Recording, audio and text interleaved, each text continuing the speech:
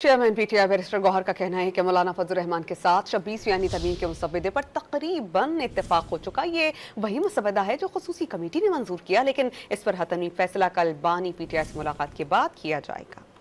मौलाना साहब के साथ हमारी जो मुलाकात हुई है और जो डिस्कशन हुई है, तो अल्हम्दुलिल्लाह हम ऑलमोस्ट एक कंसेंसस पे पहुंच गए। आमिर डोगर ने स्पेशल कमेटी में हमारे तरफ से आमिर डोगर साहब और जो यूआई के रिप्रेजेंटेटिव मौजूद थे, उनके प्रेजेंस में वो जो ड्रॉप उन्होंने हमारे साथ शेयर किया है, तो ये वही ड्रॉप कमेटी ने अप्रूव किया है जिस पे हमारे मौलाना साहब के साथ यहाँ डिस्कशन हो रही थी।